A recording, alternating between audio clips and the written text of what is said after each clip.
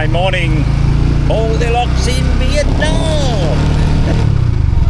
Yeah, so I thought I'd just go out for a little ride around Mai Chau Valley, which is where I'm staying.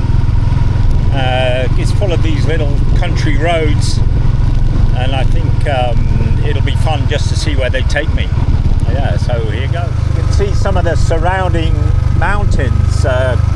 A little bit of mist, which is a shame, but they're actually quite high over there. Right, you've got a nice view of the rice paddies over there. I noticed earlier there was a lot of farmers actually working on the field, so I think as we're moving south, I think this is still considered the north, but it's not like Sapa.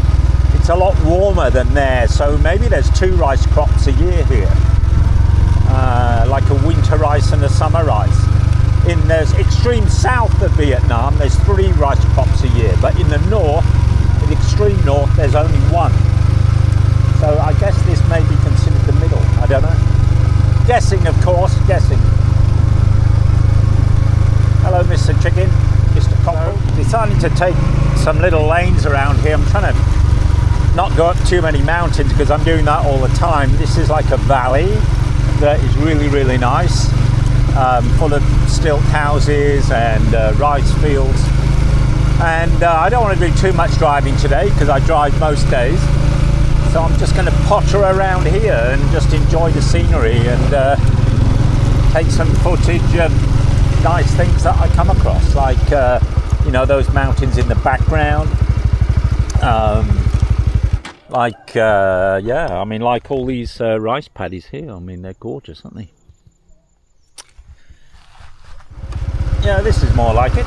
Now that there's no kind of houses, buildings blocking the view, so we're down, you know, relatively low elevation, and yeah, I mean, this is it. You know, this is Mai Chau Valley on a relatively clear day. It's really nice, really nice.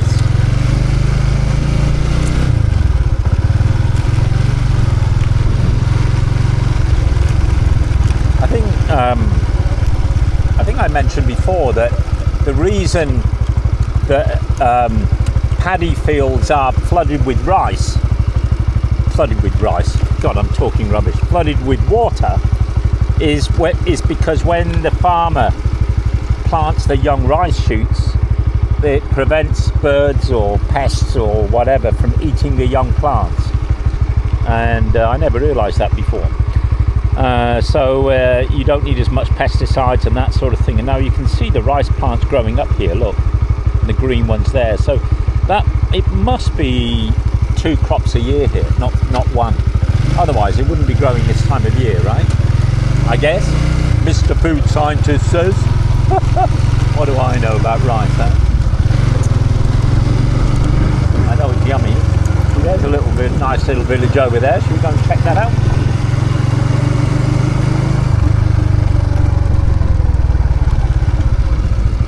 God, it's great. We can just go exploring, but if I wobble, I'll end up in the water, so I better not do that. A lot of the houses here are still, you know, can I call it thatched? I don't know what the thatch is. Some sort of leaves of some description. Stalks or something. There's someone's garden or something, is there? Yeah, I better do a U-turn. Not going to take me anywhere, is it? This is the same route from the other direction. That looks a nice accommodation over there and some traditional houses. Maybe we'll check that out a bit closer in a minute. But it really is warm here. I'm in like shorts and t-shirt for the first time, you know, since coming to Vietnam. It's kind of quite cold in the winter up north, you know, like. But here is, I don't know what it is, it's more than 20 anyway.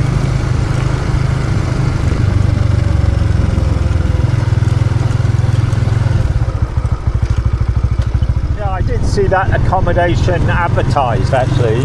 It's quite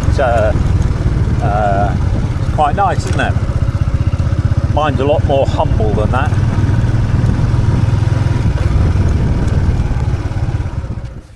Well, this is Mai Chau Valley. And the question is this the real Vietnam? Mountains, rice paddies, peaceful. All I can hear is chickens and cockcrows in the distance. Is this Vietnam? Well, of course the answer is yes. But it's not the only Vietnam. And this is what makes Vietnam such a great place to visit. It's extremely diverse. You have mountain hill tribes, you have lowland farmers, you have bustling cities, you have beautiful caves, you have jungles, you have so many things, you have coral reefs, there's not many things that you don't have, certainly for the outside life anyway.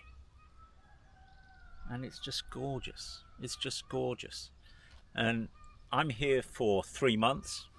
And I'm going to be sorry to go. I mean, of course, I'm going to be overjoyed to see my wife and go home again. But for these 3 months, it's absolutely gorgeous. There's a lot of wildlife when I'm riding through here on my little motorbike. There's lizards scurrying across the road and other animals I can see in the distance. I've seen some pretty big rodents. They weren't rats. I don't know what they were, squirrels or something like that. But, you know, what a scene. What a scene. And, you know, this morning, these rice fields, there were many people planting rice. You know, that was something that you don't see in the West, right? It's all manual. There's very little automation in farming here. I guess because the plots are too small. So, I'm going to spend the rest of this afternoon just wandering around on my bike, stopping at coffee shops, just soaking it all up, not going too far. I mean, the reason I came here was for Mai Chau Valley, and I'm in Mai Chau Valley, so I don't want to go anywhere else. Tomorrow I'm going to be going to Ninh Binh, which is a very busy tourist destination. That's a completely different type of place. Mai Chau Valley is peaceful. Yes, there are a few tourists here like me, but there's not many. And it's a really nice place to go, and I thoroughly recommend you visit if you like the peaceful life, right? Yeah, I'm going to miss this place. Oh, by the way, do you know what that flag is? Do you know what that flag is? Have a guess. Well, there was a derogatory term used, I think it was put together by Diem, who was the president of South Vietnam, eventually the president of South Vietnam, called Viet Cong, right? But it's actually, the proper name is the National People's Liberation Front, right? But they're better known in the West as the Viet Cong. Basically, they're fighting for independence against the Americans. They weren't fighting in the North, they were fighting in the South. And I'm going to be going to quite a lot of war sites once I get across the former demilitarized zone. And my first stop, apart from that former demilitarized zone, will be Khe Sanh. And Khe Sanh has a very interesting history. Some of you may know, but I'll talk more about that when I'm there, maybe a week later. Oh, this is a lifer. Nothing to do, but all day to do it in.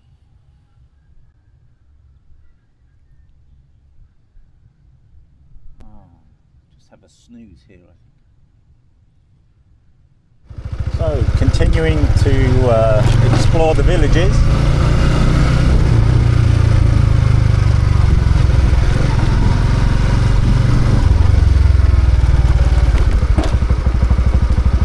All these Vietnamese and communist flags, because this whole country owes so much to its communist party. I know a lot of you out there don't like the word communist, but I think these days it's got a different meaning, and you know, I think both Vietnam and China have shown that communism their modern form of communism, let's say, which is kind of half capitalism, half communism, or as the Chinese say, socialism with Chinese characteristics. I think it works. Well, I can feel the need for coffee coming along. I've got my oat milk in the bag with me, so changed from a cafe dang. What's hello in Vietnamese? Xin chào, I think. Xin chào. Xin chào. Sounds like Ching Dao. That's a beer.